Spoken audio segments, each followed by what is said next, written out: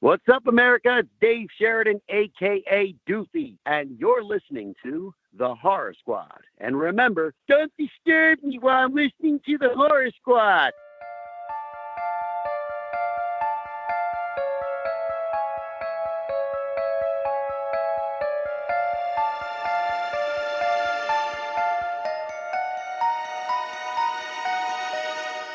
Hello, welcome back to the Horror Squad podcast. This is episode number 270. Tonight we're talking about Scream 6, which is currently in theaters. I'm one of your co-host, Todd. We have Joe, we have Steve, we have Joe, we have Todd. Boys to Men, how are we doing tonight? I feel like I use Boys to Men too much. I need to cut it down a little bit. Right. How are we doing? Birthday boy Joe. Steve just got back from long vacation. How you guys doing? Good. Fantastic. Fantastic. Thank you so much, everyone. Yeah, tell us about your birthday, Jeff. Appreciate it. Yeah, it was pretty chill. We didn't really do much. We went out to dinner with my parents on Saturday, had some good food, some good drinks. Sam surprised me with an amazing Shining themed birthday cake, which was amazing. I completely caught me off guard. I forget where I was. I think I was in the bathroom or something, and I came out and she just was holding it. And yeah, it was fucking amazing. Shout out to Michelle, who has done a lot of our art recently. She made the cake. She also made Sam's Nope cake, who you guys may have seen for Sam's birthday back in December, but she killed it once again. She killed it on the Nope cake, and she killed it once again on the Shining cake. Maybe I'll post that, actually. She made a really great video of the making of it on her TikTok. So maybe I will reshare that onto our Instagram so you guys can see it. But yeah, looked awesome. It was the Shining carpet design around the cake, and then the top of the cake had the Grady twins. But yeah, it was awesome. So yeah, good birthday, good times. I'm 36 now, creeping up on 40. We'll be here before I know it. But that as is life. I feel young, so I mean, my back not so much, but everything else feels young. It's piece by piece, man. It's just like it's your back, then it's your hips, then it's your energy. It's all downhill from here. How's that Viagra subscription working?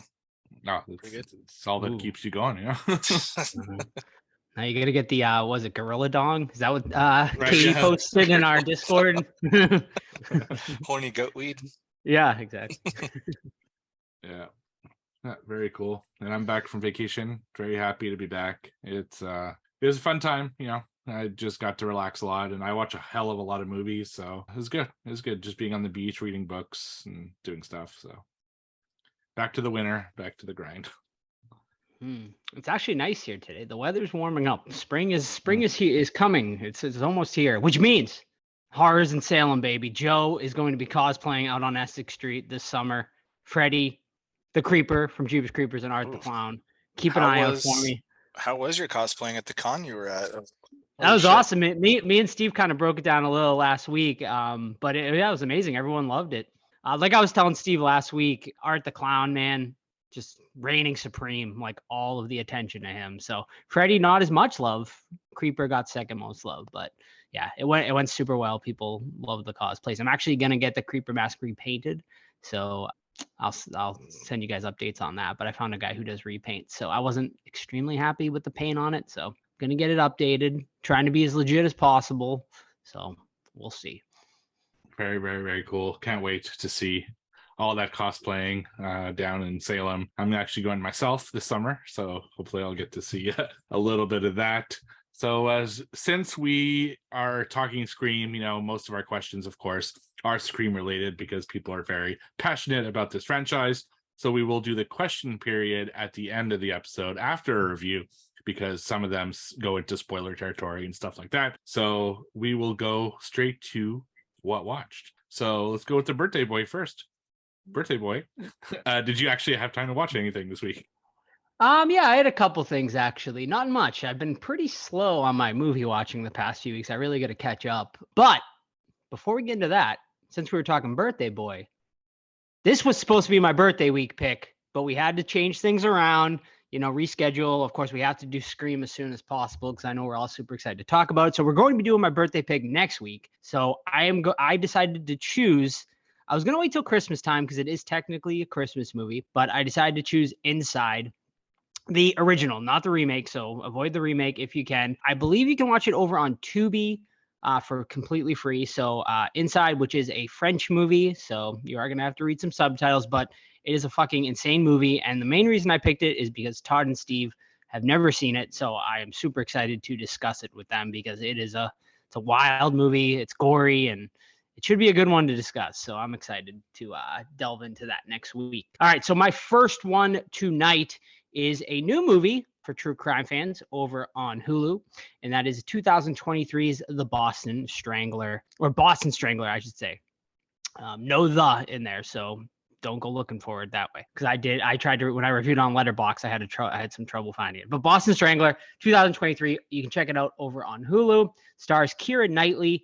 And basically this touches on the story not many people, I guess, talked about when it came to the Boston Strangler. It had to do with the reporters that kind of helped break the case. And it was two females that kind of sort of, I wouldn't say cracked the case, but they really pushed the police and, kind of broke the story, I guess. Everyone was kind of thought it was, kind of unrelated murders, and they were the ones that kind of pieced it all together and then put the pressure on the police to really, start investigating people and whatnot.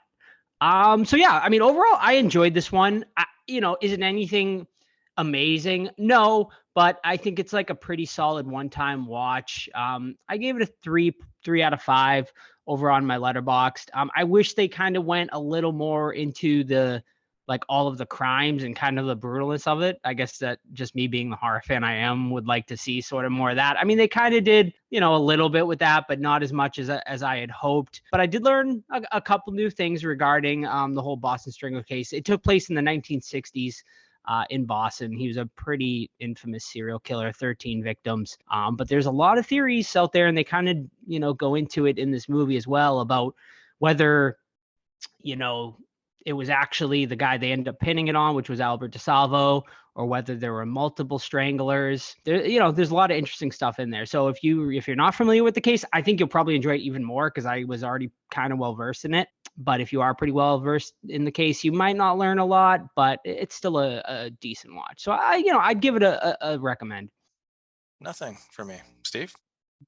All right. So I watched a lot, but I'm going to talk just two of them. The first one is one I watched over on Netflix, and it is 2018's Apostle. Quite frankly, I heard nothing of it, but the poster was cool. So I'm like, hell, I will watch it just based off that, which never actually served me well, but I keep doing it anyway. So this one is about a guy. It takes place in the, late 1800s or something. And this guy's sister went over to like a religious cult and then seems to have been kidnapped by them. So he goes and integrates himself into this religious cult, trying to get her back. But then he starts noticing that not only are they bad people, obviously, because they kidnapped her, but there are some strange supernatural things going on in that town as well. It basically has to do with like these creatures that are being, like, their powers are being used to make the crops better in that town. Is basically what the gist of that is. I won't go further than that because that would be spoiling it.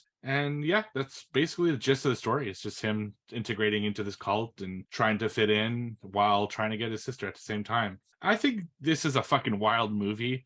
Like, you never know what is going to come up next. It's really crazy, the stuff that this guy goes through. It's very bloody. Like, there's a lot of gore in this. There's some really good creature effects as well when you do see them, so I like that. The brutality kind of kept me engaged throughout the whole film, but the story is very convoluted.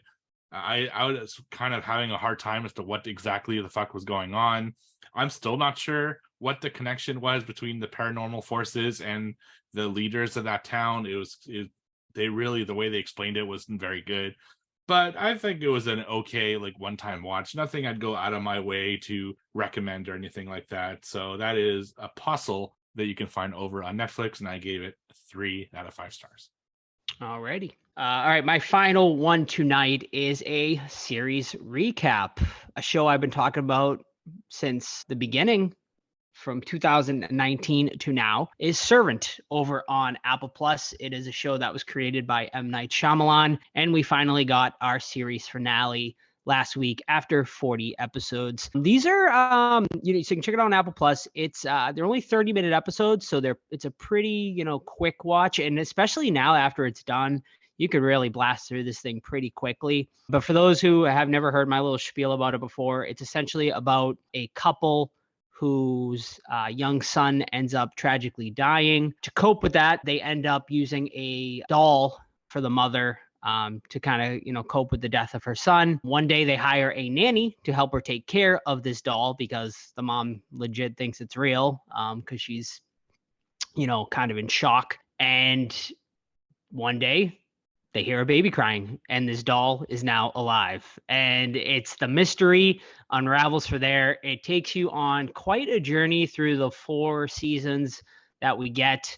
I will say that they really drag this show out. Like this, I really think this would have worked better as a movie, if I'm being quite honest, but they dragged it along, and you do not get an answer until the very final few episodes. It's textbook Shyamalan. He keeps it extremely mysterious throughout. No questions get answered until the end. So it's a bit frustrating. However, I think if you're going to binge, I think binging it is definitely the way to go. Waiting week by week, it did get a bit frustrating, and doing it over 4 years. Was the payoff worth it in the end? Overall, I was pretty satisfied with how it ended. I thought, it was decent. I once again think Shyamalan holds back a little bit here. I think they could have went even deeper and darker, but I do think he did surprisingly go pretty dark, especially when it came to kind of explaining certain things, especially with, death of children, which we kind of was our main complaint with Knock at the Cabin, how he didn't go with that original ending and whatnot. So yeah, I mean, overall, I enjoyed the ride, and I'll probably rate it lower than Sam did. Sam absolutely loved this show. So take that with how you want it. Overall, I would break it down. I'd probably give it a 3.5 out of 5 would be my rating of the series. I definitely think it's worth a watch. I think it might even be higher had I just binged it rather than had to wait over 4 years. But I think it's definitely worth your time and definitely worth a watch, especially if you're into sort of I'm not even going to say it because I don't want to spoil anything. So, you check it out.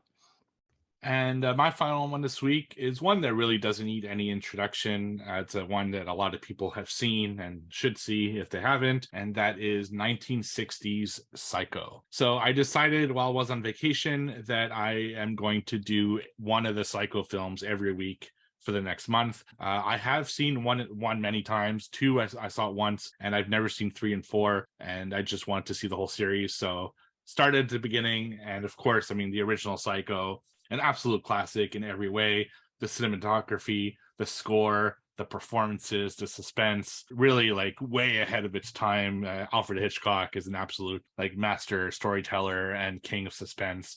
And it's pretty crazy all the things that he did in 1960, because that's stuff that you just didn't see at that time. This movie took a lot of risks, of course. The shower scene, super famous, having like a nude person in the film, showing a toilet, which is apparently the first time that you saw a toilet flushing, which is the craziest thing, because that like she only flushes like paper. It's not like they took a shit and like fucking flushed it.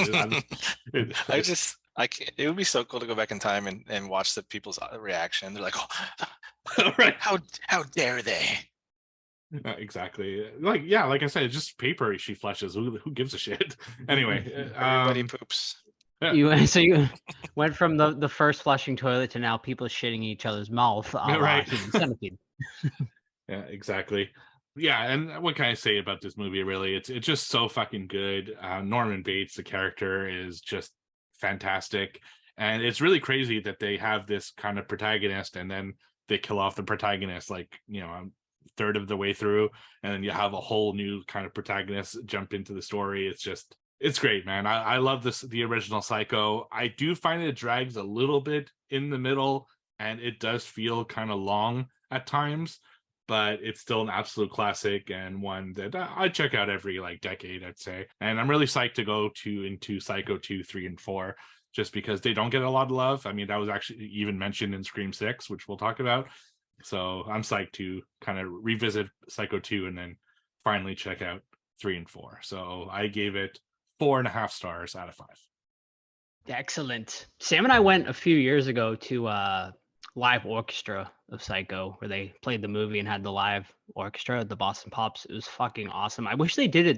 They haven't done it since, but if they ever do it, like in your area, you gotta go. It's so cool. Have you guys ever seen the Hitchcock expo that like travels around? It's like you basically go into different Hitchcock sets and it shows the history of all the movies and stuff like that. Like you had a recreation of the inside of her motel room, and then the office, and then the room where his mother is. Toilet. Yeah, the toilet is there. Yeah, and they had like props there and stuff like that. It was really interesting. I saw it, I mean, years ago. I was in college when I saw it, like a long time ago. But it's amazing. If ever you get to see something Hitchcock pop up in your town, can't recommend it enough. Steve was in college 20 years ago, just for reference. 23 years ago. So why you gotta do him dirty like that? I got it. He was flying a little too high. Almost a quarter of a century ago.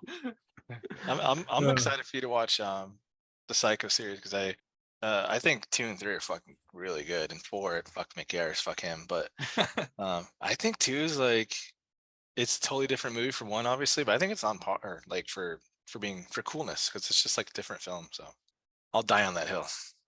You and Kirby and apparently and Mindy. Kirby. And Mindy. Yeah, no, never mind. I hate her. Wait, which one's no, Mindy? Come on. Like Randy. Jasmine Randy. Brown. She's The new fucking Randy. terrible. Give me a break. Did you get? Oh, we'll get there. Never Yeah, mind. we'll get there. Yeah, we'll get it.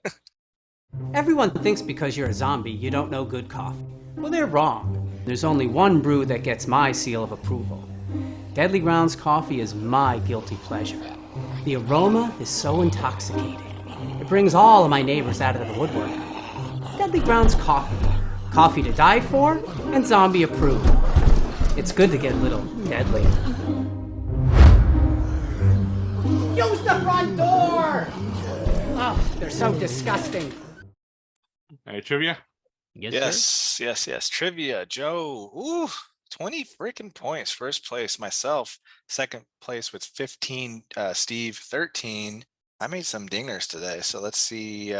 Speaking of dingers, World Baseball Classic is Amazing Baseball. If you guys like baseball, it's fucking great. The game is on Japan versus United States tonight for the championship round. Let's go Team USA. All right, who would like to lead this off today? Your birthday boy, of course. Ooh, Me again? birthday All right, I'll man. start us off. Sure, let's do it. All right. So, first question tonight. In case you haven't noticed, for like the past 5 weeks, I pretty much had a theme going every Right. single week. Those will be Scream or Wes Craven. Maybe we'll see. Not completely, but I mean just like the type of questions. Okay. So, all right. First question is Hmm. Scream related though. Of course. You ready? Right. Okay. To help her cope with the tragedies that befell her, Sidney Prescott wrote a book. What was the name of that book? Oh Christ. Part 4. Part 4. I was gonna ask what movie. I don't know.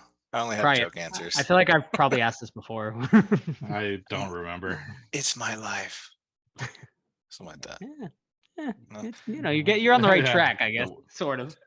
Yeah, I have no idea. All right. Well, she famously went on her book tour, which brought her back to Woodsboro and Scream 4.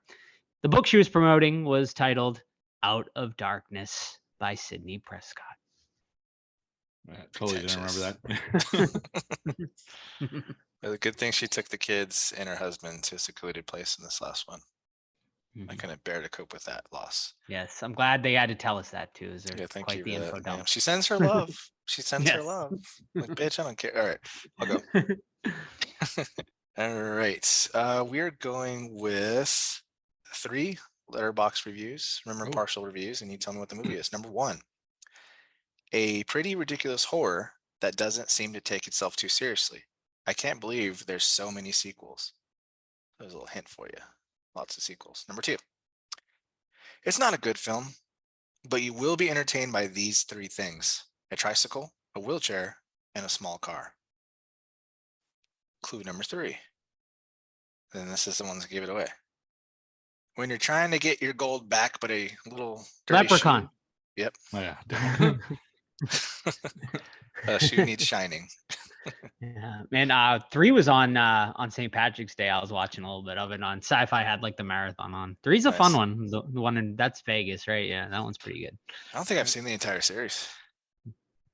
Yeah, It's we might need to do a breakdown sometime. Have we ever covered any leprechauns? Well, no, I don't think we have. You guys One back in did the day, yeah. the We remake. did, but wait, yeah, that was like the Three Guys days, right? Like, so we Yeah. haven't. I don't think we haven't. We created probably should have one done it for last the week. I mean, St. Patrick's Yeah, it Day would've made landed on sense, the day yeah. of the episode. release. show. Yeah. Anyway, all right.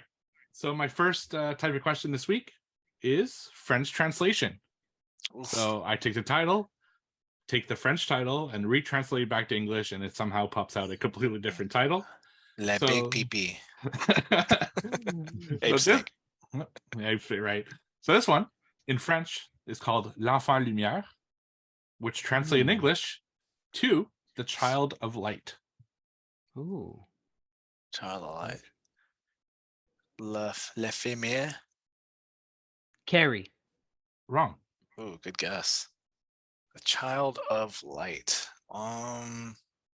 The Prodigy. Wrong. So I'll give you guys a hint. We doesn't reviewed have it to on do the with the podcast. That it never does- helps, It Steve. does have something to do. We reviewed it on the podcast, and we've mentioned it on today's episode already. What? Oh fuck! What? Yeah. So you should get one more guess.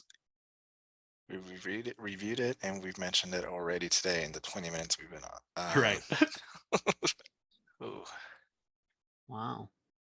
the children of light, or The child. of light? Child of Child of light. light. Mentioned it already. You guys give up? Yeah, shoot. You too, Joe? Yeah, nothing. Jeepers Creepers. Wrong. So I was going for Joe's birthday cake, The Shining. Ah, yeah, that makes sense. That makes Child, perfect okay. sense. Well, Mhm. There you This would have been fucked if it was Jeepers Creepers, kind of. go. All right, to me. Yep. mhm. All right, back to me. All right, match the killer to the Oh, movie. God. Today we have Thomas Hewitt. Texas Chainsaw Massacre. Correct. Yeah. Texas Chainsaw Massacre remake, but I'll give it to you. Yes, Thank you. Thank Mhm. you. It's the same title, because so he also had a definitely better different give it to me. because he had a different name. It was in the original. It was Sawyer. the Sawyer family. Right, Yeah. But then they changed it to the Hewitt family in the remake. Why? We'll never Who know. knows? But- Perhaps the world will never know. All right, let's see. We got all right. This part 6 horror film. So we got Saw. I mean, not Saw. Is it Scream Saw? 6 tonight. It's not. No, it's not Saw. That'd be so funny. This part 6 horror film came out in 2002. Wait, is that all we get? That's all you get, bud. That's all you Oh, get. shit. 2002. 2002 part 6er Is it Leprechaun? is not. Although maybe it is, but it's not my. Interesting. Final Destination. And then one more. Can I get one more guess? Incorrect, Joe. Yes, Steve. Wrong turn. Incorrect. The answer is Steve. I mean, Jay. You want another guess? Kinda. I'm trying to, man. 6. I mean, not many franchises have a 6. Let's go with let's go with Hellraiser. Fuck me, dude. Why did I give you another guess? Can you name the subtitle for it? No, I couldn't. Hellseeker. Hellseeker. All right. Fuck I'm that is. that's one franchise I definitely have not delved Me too either. deep into. All right. Guess the movie based off the parental guide on IMDb. Love it. All right. Okay. First one. Sex and nudity. Love it. A man please. is seen in a tanning bed, his bare chest being visible briefly. Nothing Oh. else is shown. Oof. Ooh. Hot like and it. bothered already. Like it. All right. Violence and gore. There is a decapitated head seen in a fridge. This is not graphic and darkly comedic. Oh. Okay. Oh, No. wanna guess now? No. Okay. No, I'm gonna wait. I have an idea. Profanity. Strong, fairly frequent language includes fuck, shit, asshole, bitch, dick, vagina, goddamn, loser, and the F word for homosexuals. Losers, Okay. profanity. Loser, yeah, loser. Yeah. Hey, It's parental loser. guide. Some kids, some parents don't want to hear their kids say loser. Daddy, what's a loser? All I right. don't know. No, Yeah. still no. Nothing yet. All right. Alcohol, drugs, and smoking.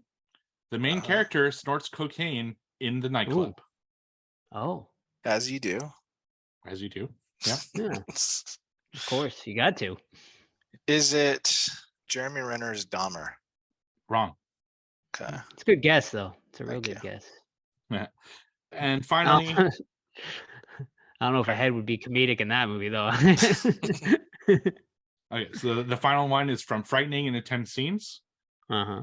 The main character kills a woman by eating some of her flesh. This is not seen, but blood is sprayed on the sheets. Mm. Ooh.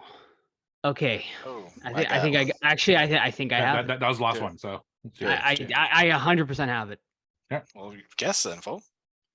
I got it, guys. It is American Psycho. Yes, it is. it is. Yeah. Son of a bitch. Thank you. Joe's killing it again this week. Yeah. Thank you very He's much. killing it this year, period, man. Gee whiz. All right. All right. Is it back to me? Last one. All right. Last one. 3-letter box reviews. Guess the movie. Special shout out to the mom and her never ending bottle of vodka. I guess you could say they need to stay woke. Nightmare on Elm Street. You are correct. That's correct. Stay woke. That's funny. And finally, let me just my favorite one, the final one. It says, "Don't fall asleep, or you'll poop the bed from all that coffee." Nice. All right. Staying with my part 6. Name the subtitle for Children of the Corn Part 6. Oh Lord, Man. Whew.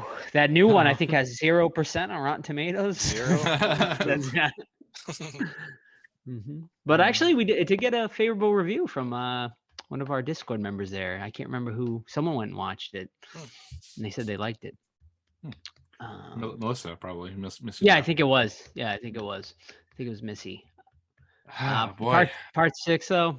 Yeah, nothing. More corn. I have no More idea. corn, more furious. Malachi's Revenge. No. The answer is 666 Isaac's Return. Never seen it, nor do No. I care to, nor will I don't I. think I've No. seen past like 2, maybe. I don't think I've even seen 2. That's a franchise that I've heard just really goes to complete shit. Like even Yeah, the even the first one's not original, that yeah. great. And like I don't it's care more to a watch, cool like, 8 idea of than them. it is a good film. right. All right. There's a So lot though. right. So this is a new type of category, which was actually submitted by one of our listeners, Marla. So thank you very much for. So we're gonna try it out. Thank you for that. So guess Cool. the actor based on a loose description of roles he played. So it's a male in this Sweet. case. Okay. An angry motorcyclist, Okay. a sheriff with a fear of insects, Sheriff with a fear of insects. Okay. a vampire cosplayer. Pause. Oh, okay. I have one more, just so you know. Oh, hold on. I gotta steal from this guy. He's hot. He's too hot. Vampire cosplayer.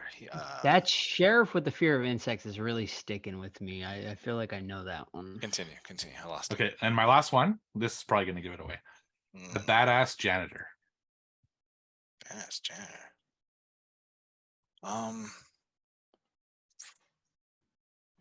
Want me to repeat them, or are you good? Yes, please. Sure.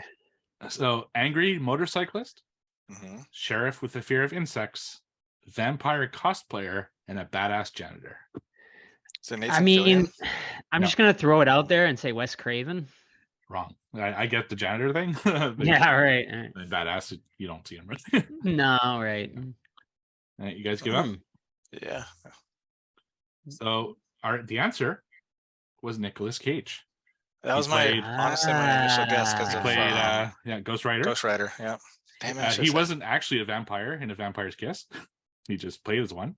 Not the bees in the Wicker Man remake, Not that bee. and a badass janitor, of course, in Willy's Willy's Wonderland. Wonderland. Yes. I wish I would have saw the remake with the Not the Bees and the theater. That'd been amazing. Experience. Yeah. I was so Yeah. close. I was so close to getting the Willy's Wonderland shirt, screen used, worn by Nicolas Cage. Really? Way to Yeah, go it went for more than I wanted. It was estimated to go for 500, and I was like, okay, I'll do that because it was framed up like real nice and Nice. everything. Ended up going for over $1,000, so I was like, I'll pass. Well, Yeah. Maybe next time. Yeah. All right, Joe, running away with it. 23 to my 16 to Steve's 14. Yeah, we got to step it up. Joe's gonna fucking pull Woo! away. Woo! He's gonna pull away with it. All right, we have Scream 6, directed by Radio Silence, and the tagline is New York, New Rules. Following the latest Ghostface killings, the 4 survivors leave Woodsboro behind and start a fresh chapter in New York City. So our characters are in college now. So we follow them to New York. The original kids are all a little bit grown up, a little bit older now. Sam, the older sister to Jenna Ortega's character, whatever her name was, follows her as well. And it kind of is like overprotective of her, right? She wants to keep her safe. So they have all these rules and things like that. A little overbearing, which leads to Jenna Ortega's character wanting to rebel a little bit. But we start off the film with Samara Weaving. She's a fucking hottie in this bar, and she's waiting for like a blind date to come. She hasn't met yet. Lo and behold, she gets a call at the bar, and of course, we know it's not going to end well for her, right? So she gets a call from this guy saying, "Hey, I'm lost. Can you help me? Can you walk me into the bar and guide me in and all that stuff?" Oh, and Samara Weaving, she's also a film professor that teaches about slasher movies, so that's kind of cool. But anyway, she goes down a dark alley, and of course, the voice changes to Ghostface. And let me restart a little bit. If you haven't seen Scream, don't listen to this episode because we're going to spoil a lot of it. So here we go. And then Samara Weaving is murdered by the Ghostface killer. But in a twist, right after he does the killing, he takes off his mask, so we know exactly who it is. And we follow him for a bit where he walks by our lead characters and is like, "Hey, you guys are going to go to the party later? Hope to see you there." So we think that we're going to follow this killer and know who he is the entire time, which I think Joe might have mentioned when we talked about this last time, or Steve. I did. That's what I wanted because Yeah. I thought it was a fresh idea. Yeah, and it was pretty cool, pretty strong opening. But anyway, we follow the Ghostface killer back to his apartment, and we realize that he's collecting masks, and him and his roommate are going to be the next killers to honor Richie and finish his film and kill off Sam and her sister. But he gets a call from his roommate, allegedly, saying that, like, "Hey, I'm like pretending he's Ghostface with the voice changer," and he starts fucking with him. Eventually, another Ghostface killer comes in the scene and kills our Ghostface killer from the original, the first scene. So now we're like, oh shit, Ghostface on Ghostface action. Then we cut to the teens and or young adults or whatever, and we follow their lives. We got a couple new cast members that are in the friend group now, and of course, once the killings start happening, everyone's under investigation because Sam, she's kind of labeled online as like the bad character. Like everyone thinks that she framed the boyfriend and Amber from the last movie and that she was a real Ghostface killer. So she's bullied online relentlessly, things like that. People in the streets talk shit to her. She walks by. So naturally, the police are questioning her about the latest killing of the professor. So we'll leave it at that. Overall, I had a lot of fun with this one. I do have quite a bit of issues with it, but honestly, I think it was a step up from part 5.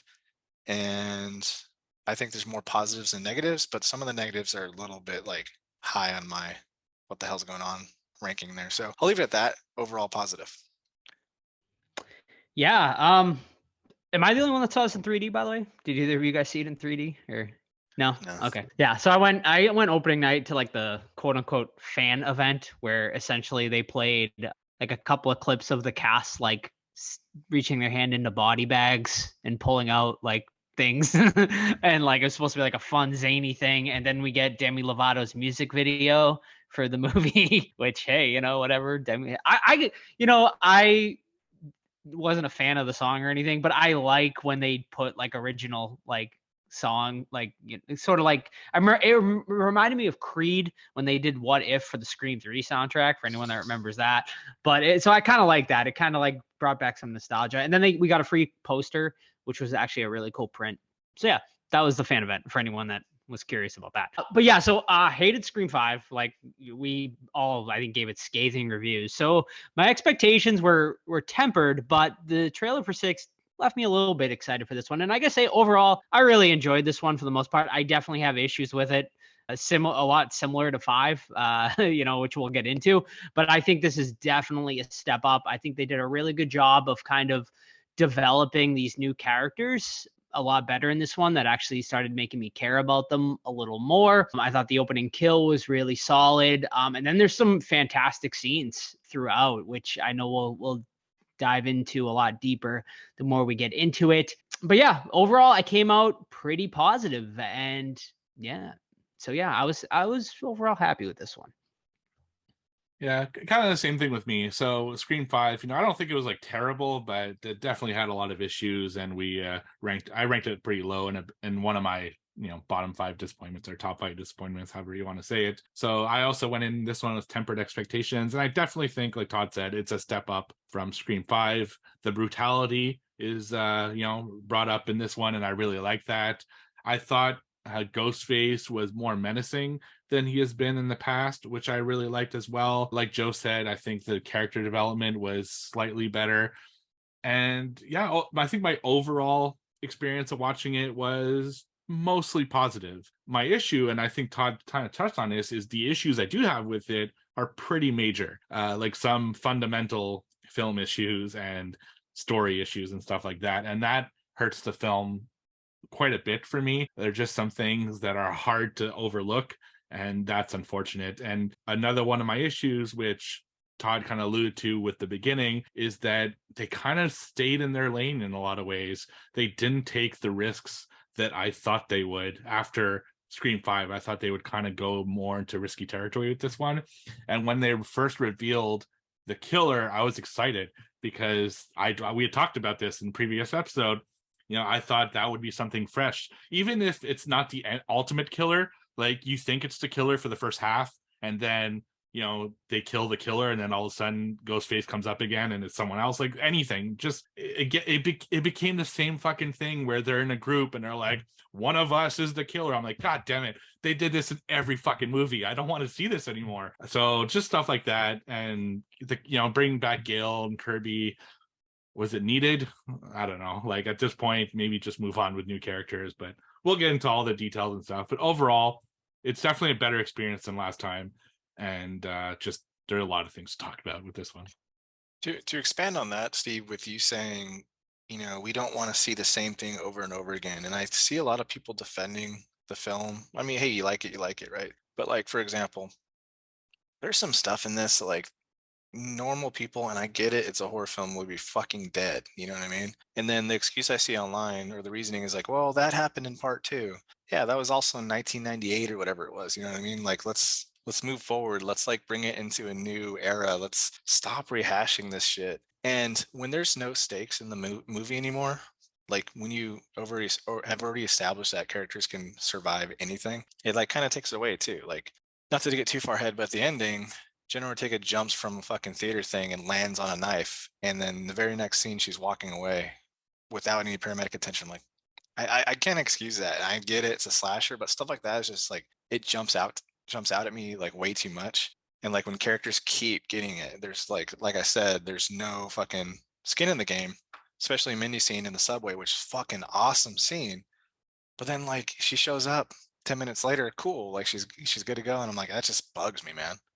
Yeah, and I think that really taps on my biggest issue with the movie, is that it was like they played it too safe with these new characters. Like, you had to kill off one of these other characters, and they all fucking like get brutalized. Especially like that one dude, was it Mindy's brother there? He gets fucking Chad, like stabbed, dude, like 20 times by 2 ghost faces. And he has a good miraculously survives. Yeah.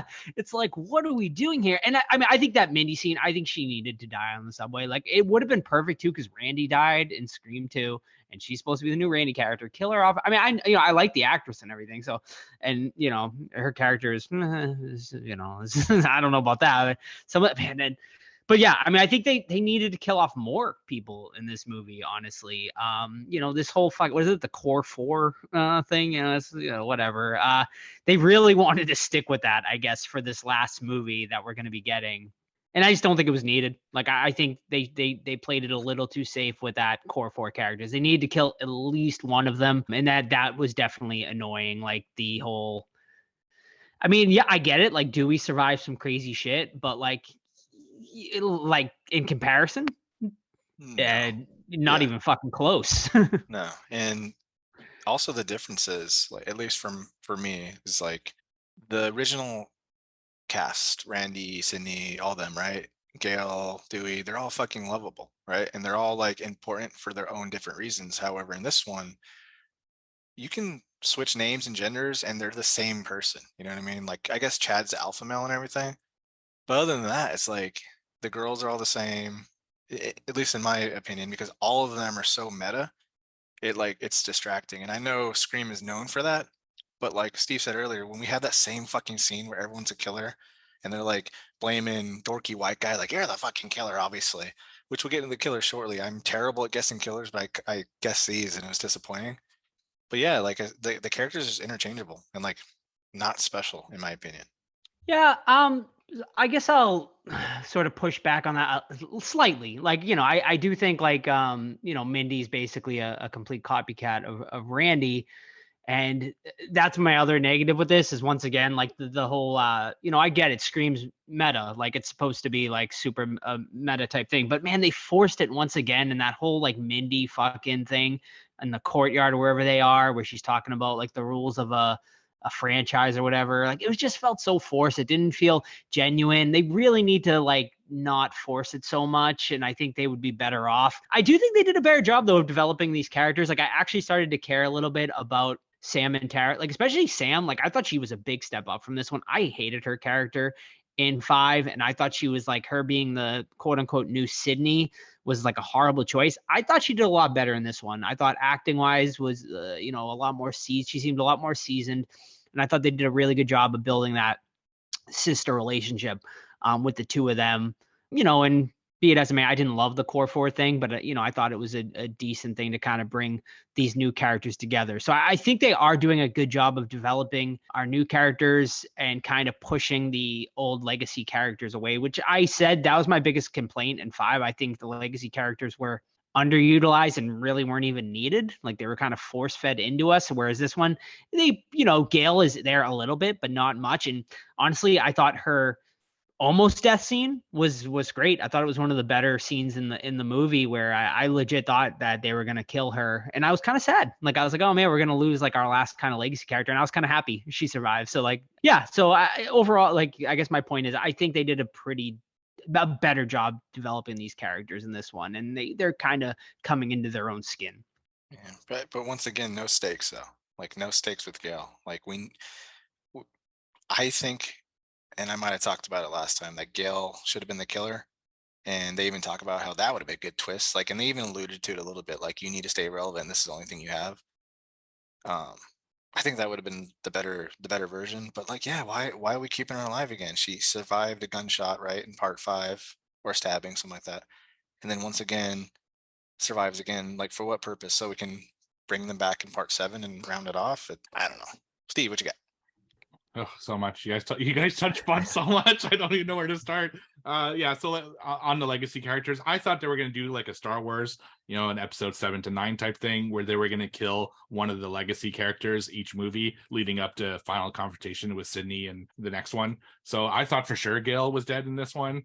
And I like Gail, so I wasn't like super mad that she survived, but at the same time I was disappointed because it's like, why bother? Like you said, especially given what we're shown at the end, which actually, the last thing you see in this movie basically is Chad surviving, and the last thing you see in a movie should excite you, and so you leave the movie and you're like happy about it and you're excited about the movie you just saw.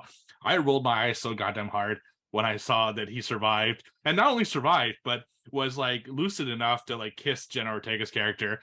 Fuck off. Like there's no fucking way that he would have survived that. And then just to really poke it even worse, Mindy comes in fucking like as if nothing happened. She just came back from getting coffee and from the hospital into the scene just so she could give her like 2 cents and her like 2 lines about, oh, I didn't guess this killer and I'm kind of losing it and stuff like that. She gets into an ambulance right back to the fucking hospital. Why? Like why did you even show up? It made no fucking sense at all. And the no stakes thing really bothered me. No one of significance really dies in this movie. And like you said, they get stabbed so much in this movie, and it's just like, why? Yeah, there's just a lot of issues. And I think my biggest fundamental issue, and you guys all touched on it, to me is the writing of this story. It felt so forced.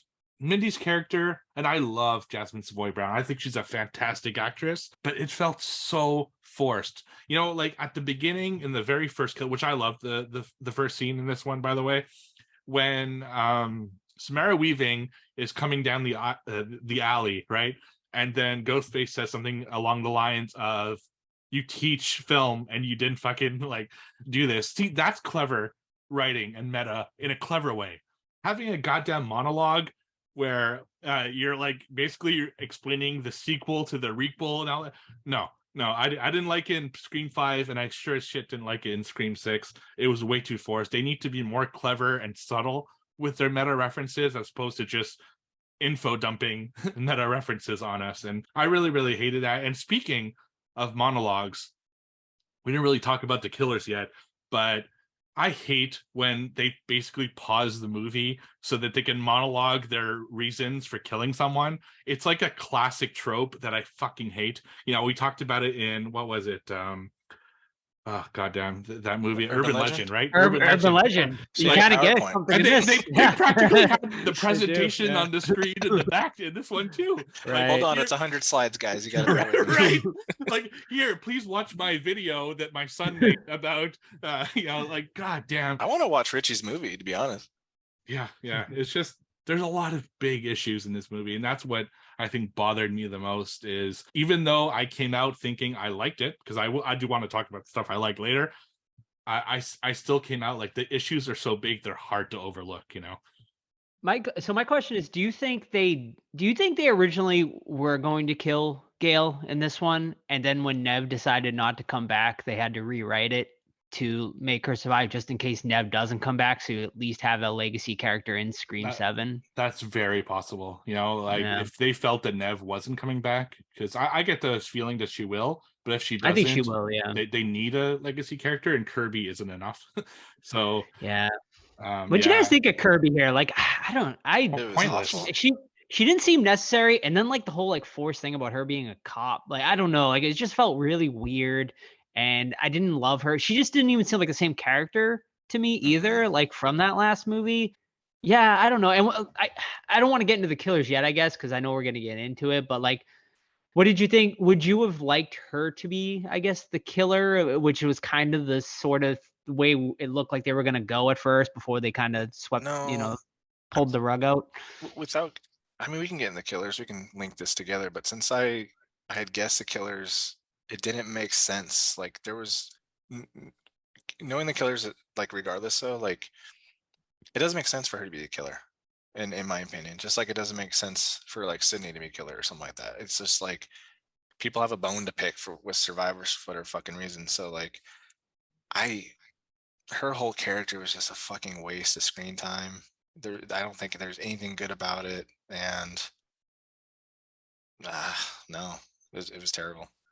Yeah, I agree. I didn't really like Kirby in this. I think just Gale would have been fine enough. So yeah, I mean, I get why they brought her back. They won. The fans were really clamoring for it. I don't know why.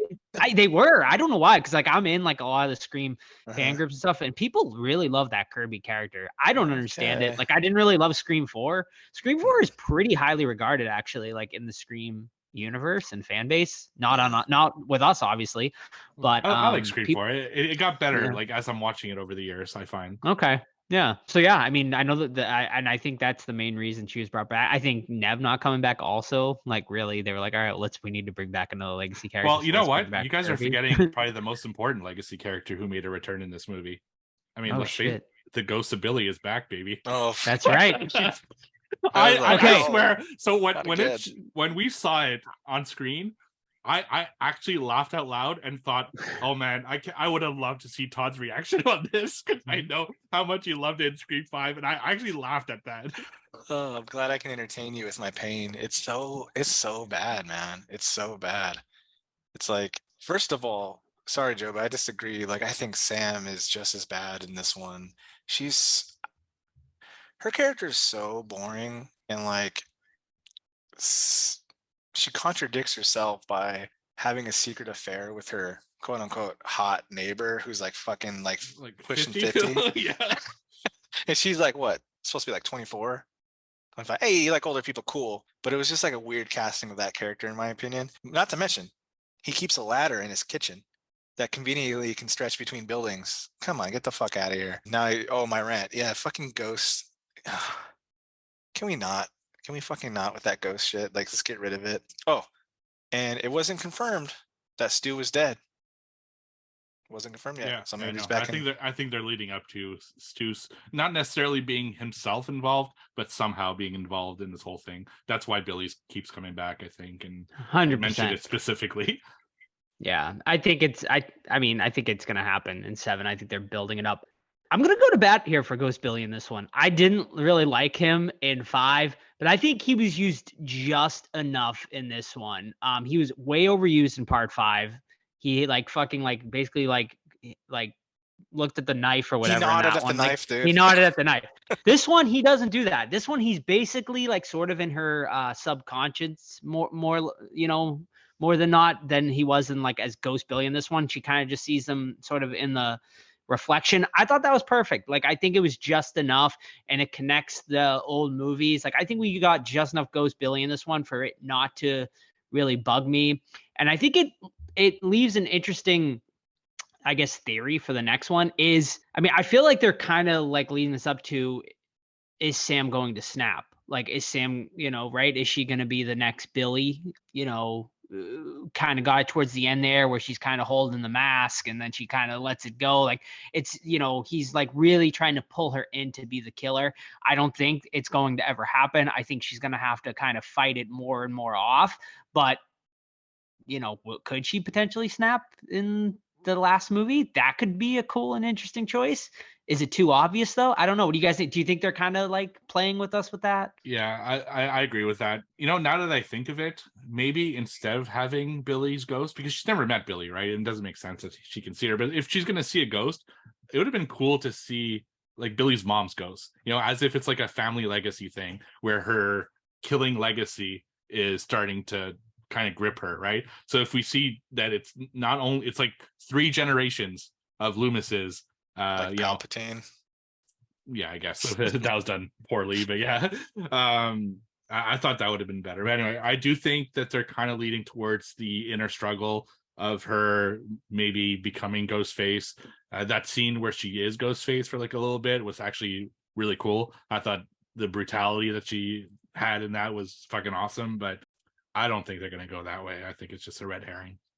Maybe they pull a Halloween 3 and like Ghostface is missing for 10 years and Boogerface takes over the mantle and starts killing people. I honestly don't know where they're going to go with it because, much as I don't think it makes sense, it kind of does in this universe or in the way these guys have been making it to make Sydney the killer, especially to explain her absence from part 2. Like, she orchestrates everything and it dies with her, blah, blah, blah. But let's get to the killers. Let's get to the other guys. So I guessed it as soon as the redhead girl said, when we lost my brother, my dad became protective, but they didn't explain anything else about it. I'm like, oh, it's fucking Richie. Like, that fucking cop's the killer. Which like never happens, but I don't know. Was that obvious to you guys or what were you thinking? I didn't see her coming back from the dead, but I did see the cop being the killer. Yeah, same. I like similar to you, Todd. I didn't think the daughter, but the cop, obviously, right when he was like, "Oh, I have another child that's dead now," Exactly. like that was it. Like fucking Right. snap. Okay, well, he's fucking clearly like the killer. I didn't connect the Richie thing though until the end. But yeah, so yeah, the killers we've come to find out are Richie's family. The brother, the sister, and the father have come to avenge the death of Richie from the last movie, who of course was killed by Sam and Tara. So now they want to kill them. I liked this better than the last movie. I thought the motives of the killers actually like made a lot more sense this time. Just good old classic revenge, right? I don't remember what 5's motives were. Remind me. He's like a copycat killer, essentially, isn't he? Like a fan. They were like fans and they met on a message board, essentially, and we're trying to kind of recreate it. It was lame. This made more sense to me, and I liked this, good old classic revenge, just like part one. Billy's father was cheating with Sydney's mom, and he just wanted that revenge. And I think that's always one of the best ways to go when you're just getting into it. Same with part two, Billy's mom. It's kind of similar. I've seen a lot of people comparing this one to part two. It's a very similar motive, college, the college, the family killer, the family member coming back to exact the revenge. This time we don't get Mickey, the film student. We get the a family affair. So yeah, I mean, I didn't hate it. I'm still like waiting for that huge like fucking like you said, like Stu coming back type moment, like in this franchise where we're gonna have that oh shit moment where everything's kind of gonna connect from like that original timeline. That's why like I was kind of like, okay, Kirby being the killer, like I wouldn't hate that because it's kind of connecting it, but I'm like, it just seemed too obvious. So yeah, I mean, overall I was like happy with the killers. Was it like a huge like, oh my god, this is amazing moment? No, but like I thought the fucking collection room like finale was fucking awesome. Cool. So cool. Yeah. It almost should have been saved for the last one, I think. Sure. I think they kind of played that card early. And I had this idea. I don't remember if I told you guys or I was just telling my wife about it, but I had this whole idea where the last film is Stu basically being like Mason Verger, like all deformed and everything like that. And he collected all of the Scream like stuff over the years, and he wanted to kill each shouldn't he? Yeah, he wanted to kill each of the legacy characters. So he gets, Dewey killed in the first one, he gets Gale killed in the second one, and then the last one is just him against Sydney as like the final confrontation. But yeah, we're not gonna get that. I think the most realistic way to get Stu back into it is having Sydney like being like a Laurie Strode trying to get closure, and then goes to like wherever he's at in prison and talks to him, and he starts doing his freaking out performance, to get him out of prison and killing again. Which I guess you can connect to today's society where people like get off now for heinous shit. I guess you can see him making parole and coming back at it.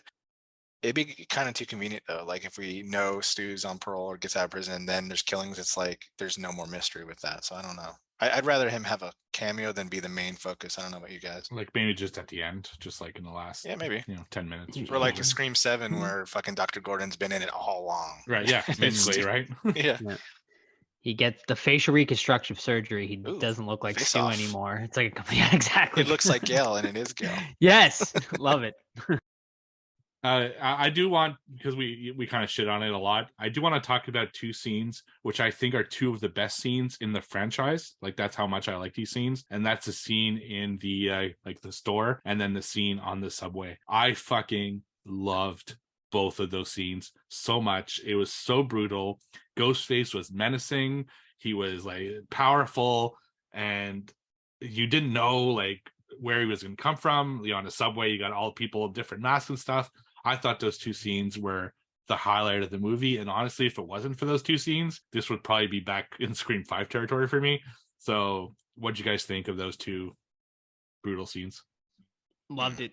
I think the subway scene is the best scene we've gotten in a Scream franchise in quite a long time. It's one of my favorites, I think, of all time. I fucking loved it. The bodega's cool too. Really dug that. I'm gonna give a shout out to another one too. The fucking ladder scene when they're going across, and it was really came through in 3D. Like maybe that's why.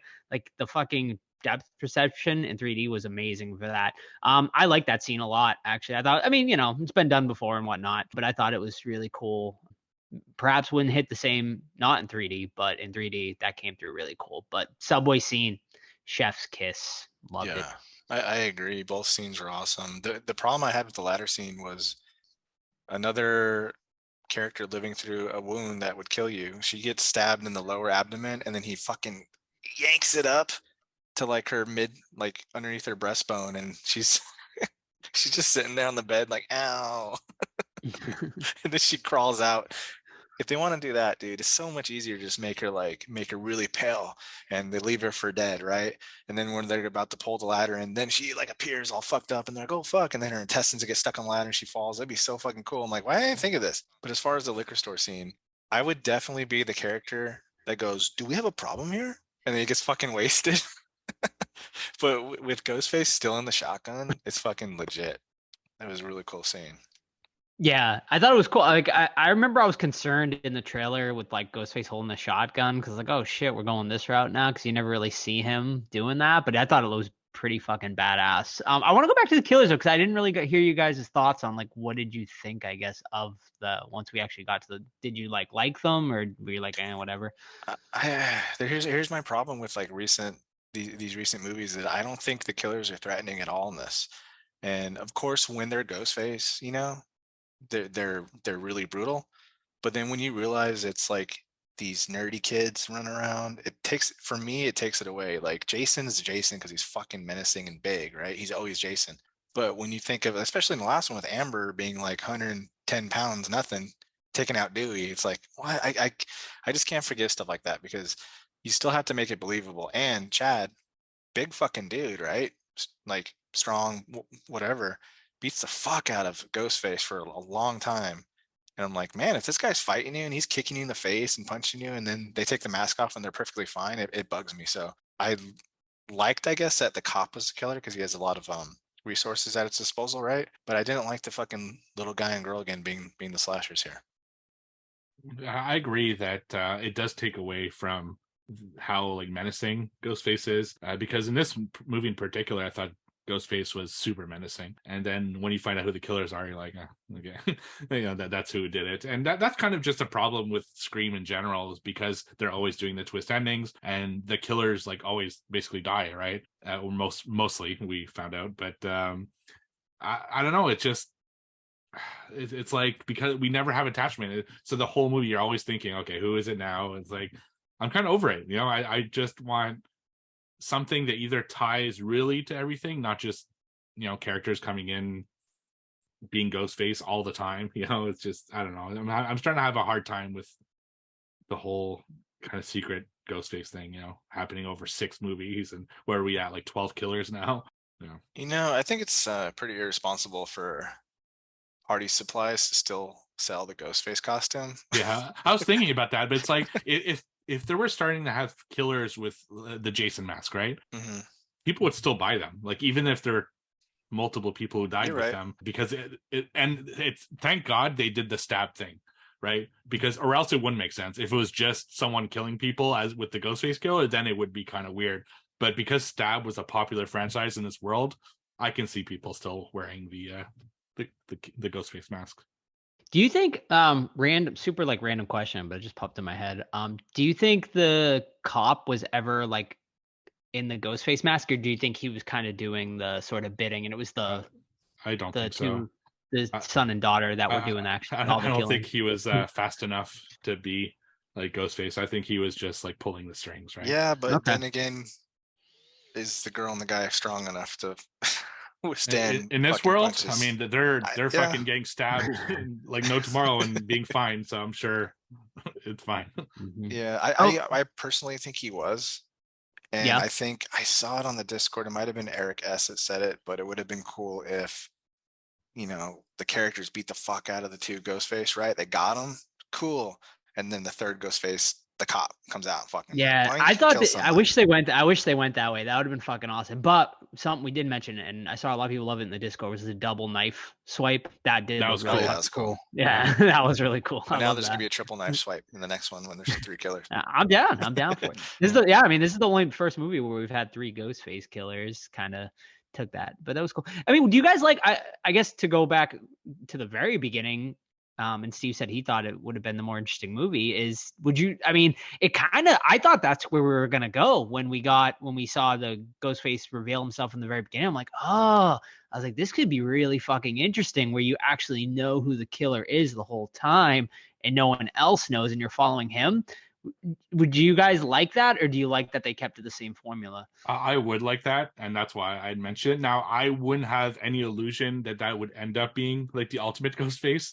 Like there's no way they were going to do that. But at least if they made us think like this is Ghostface to the first third of the movie or half of the movie, I thought that would have been an interesting direction, because then you don't have that stupid conversation of who's Ghostface, and it's only when they finally catch up to that Ghostface that they realize that there's more, or there's another, and it could have been really cool. And as soon as they killed him, I was like, oh no, right back in the lane, I was kind of disappointed.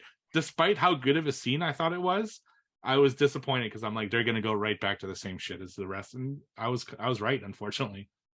Yeah, I think when you know who it is, it gives you ammunition to have like super great tension. Like we know a character is in trouble. Like, hey, we'll split up and you'll go with Johnny, whatever the fuck his name was.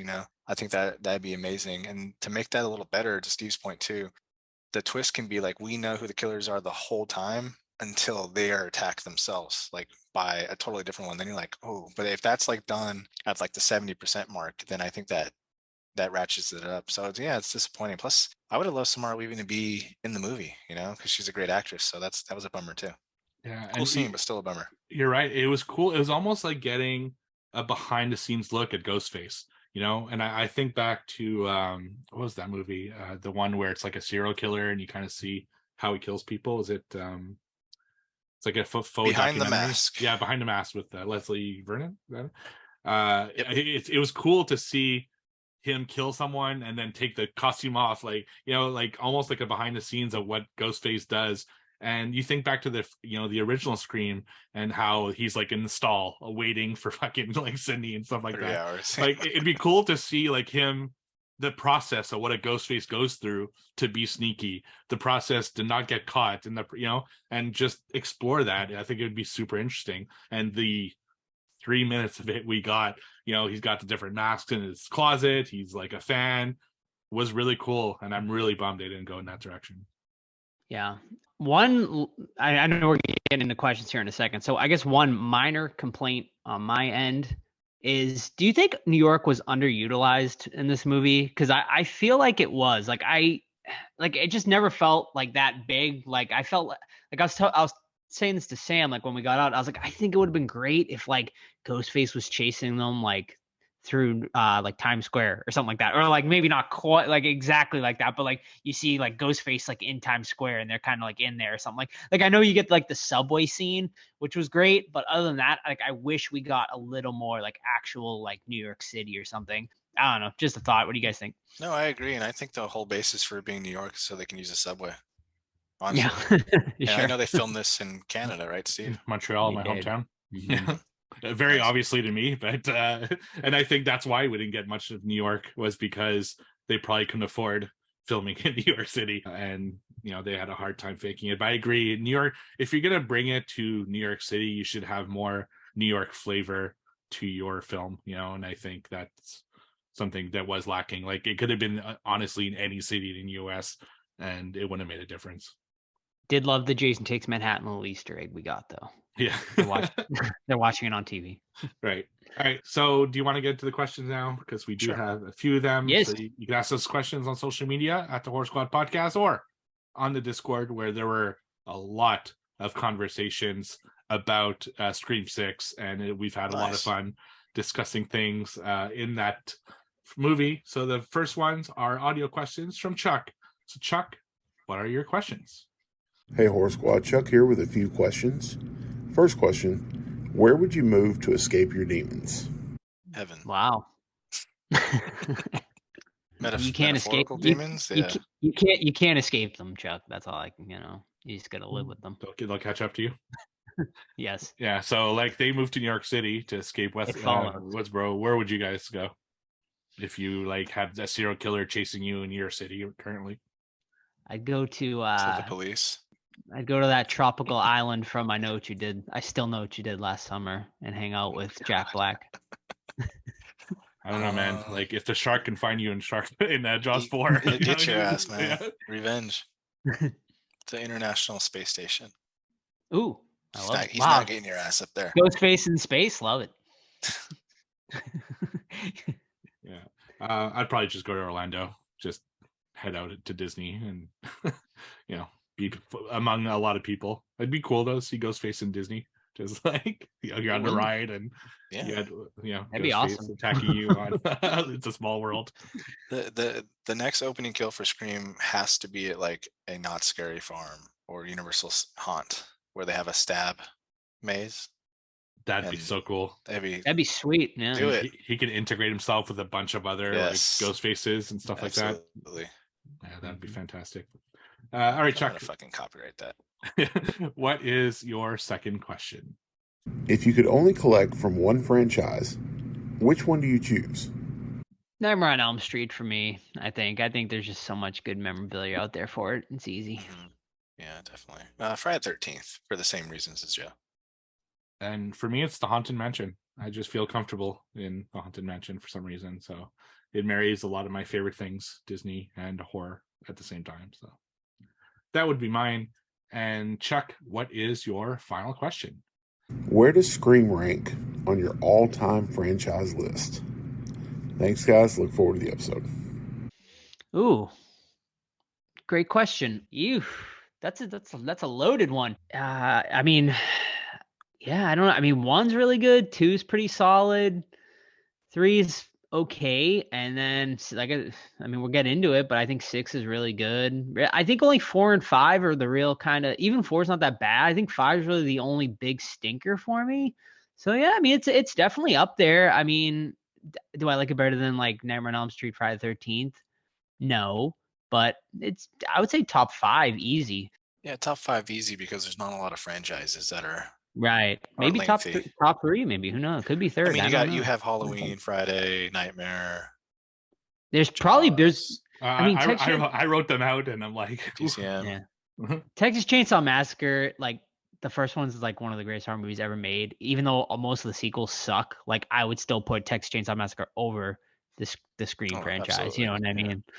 So yeah, top 5, I would say. What are you saying? Top 5 as well? Probably top 10 because I think there's 5 that I Yeah, can think of that are better. Than I was gonna say I'd have to think. It might be top Yeah. 10. I don't know. Yeah. Yeah, I thought I gave it a little bit of thought, and I gave it top 10 because I would watch Conjuring, Insidious, Nightmare on Elm Street, Friday the 13th, Halloween, Evil Dead, the Romero Zombies, We get it, Steve. Ghostbusters. Like, there's a ton I would put over Scream. Yeah. But top 10 is pretty good. I mean, there are a lot of franchises out there, so and Sure. I am excited when a Scream movie comes out. So that's saying something. Now, if we're doing top iconic voices, Ghostface is up there. Oh yeah, for sure. Yeah. Thankfully, a lot of our killers don't talk, so not a lot of choice. Well, Michael Myers talks. Leave me alone. That's true. So. I will say the first Scream is one of my favorite horror movies of all time, though. So. Oh yeah, it's top 10 material easily. Yeah. All right. So thank you, Chuck, for those questions. We go into the written questions. First one from Eric. Do you think that Chad will come back with the signature Dewey limp? I mean, he fucking better, man. Like, he might need to be in a wheelchair for this next one. The dude fucking took him. No, he's gonna come back Mac Daddy in it. He'll be fine. God, I hope he dies off screen. he died of Hear me out. Scream 7 begins with his funeral, and Ghostface pops out of the coffin at his funeral. No, like New Scream Nightmare 7 has to start in the massacres the everyone. maze. No, it has to start in the maze. So now we're gonna have dueling ideas. We can get there. Chad is in a wheelchair. They get the front of the line pass. They go through the maze. Chad dies, but he doesn't because he comes back in the last scene. He's all right. I could see maybe Gale being the opening kill in 7. I mean, because 7's supposed to be the last one, right? This is the last one Radio Silence is doing, I think. Radio Silence, but they said they want this franchise to keep going. Oh, of course. It's fucking making hand over fist right. money. Yeah, exactly. Yeah, he's got to be at least, I mean, who knows? He's probably going to be fine in the next one, but he should have at least something, right? That's bad. Severed nerve. All right, the second question. Kirby's return felt weak. How would you have used her character? Yeah. I mean, if I had to, I probably wouldn't have brought her back if it was my choice, but I wouldn't have made her a cop. I just, like, I don't know, like maybe they just went to like see her or something like that, like, to kind of get like the rules. I don't know, fucking know, but something better than what we got. Yeah, I agree. Small cameo that doesn't mean anything to the plot, I think is the way to go. Yeah. I agree. I think she should have just been there as essentially emotional support, for Sam or something, like, because you didn't have Sydney to do that kind of role in this. So she sent her love, dude. Come on. Yeah. We didn't even really touch on it, but I mean, did you guys miss Sydney in this, or were you like, I guess we didn't need her? I didn't like her in 5. I thought when she did that fucking line of, of course I have a gun. I'm Sydney Prescott, bitch, like something like that. I was like, ugh. no, I don't want to see her anymore. I'm over it. So, yeah. And his last question, where does this franchise go from here? I've heard speculation that they'll follow the Scream 3 formula and bring in someone related to Sam as the killer. Maybe her mother that we haven't met. Yeah, that could be interesting actually. Like I know I've seen people talking about that, like who is her mother? Because they mentioned it in that first one, and they didn't mention it in this one. So obviously it's someone that went to school with them all. So I've Billy seen was theories. smashing on the side. I've seen theories it's one of the girls that were in the bathroom in the first movie there. Really? Yeah, I've seen that theory being toted out there. So that would be stupid, but it would connect the first movie in a way. So yeah, I don't know. We'll see. But I guess that would be kind of cool, like someone that kind of brings the whole franchise back together. Yeah, absolutely. Next question is from Mondo. Pitch me your story for Scream 7. So if you were in charge of this franchise, what would you do? I think we've kind of covered it, but yeah. Stu. I think we all want. Do we all want Stu back, or is it too obvious? I want him back. Just why not? At this point, who the fuck cares? Like they've fucking jumped the shark so much in this series that why not give us Stu? That would complete our and zombie Randy at it. Why not? At this point, who the fuck cares? There's no more rules. And another VHS tape from Randy. Throw it all in there. Yeah, you're right. On his shrine. Yeah. Let's bring him back. Fuck it. Right. Yeah. Why not? Right. At this point, who the fuck cares? All right. So the next question is from Raining Blood 16. This movie took a big risk of fleeing Woodsboro for New York City. Should the core four head back to Woodsboro, stay in New York City, or go somewhere all new altogether? Mm-hmm. I liked the New York City setting, but I think you have to go back to Woodsboro to finish out the franchise. That's where it all started. That's where it's going to go. If we're going to do our Stu thing, it makes sense to go back to Woodsboro. You got to go back to Woodsboro. I agree. And I think with all the true crime podcasts and Netflix specials and everything, I think you need to make that the plot too, to go back to Mono's question. It's like investigative journalists, like in Halloween 2018. Have that, so like they're kind of like, ooh, are they the killers and things like that? But yeah, you have to finish it off where it started, I think. I agree. As much as I don't kind of want to see Woodsboro again because it's been played out so much, I agree that if they're actually finishing this storyline, and I'm presuming that this finishes like the storyline of all 7 Screams, right, as opposed to just this new kind of core 4 storyline, that they need to end it in Woodsboro and then maybe move on from there, something totally different. But are we gonna see another movie being filmed though, like Stab 6 or something like they did in Scream 3? Maybe, right? Just because they did in Scream 3, which is actually my least and it's favorite. Roman's the original Scream brother that also married Billy's mom. Oh, that also okay. It's first cousins with Randy, which brings in Mindy, and yeah, crazy. And that's all the questions we had. So thank you everyone for the questions. We couldn't do the segment without you.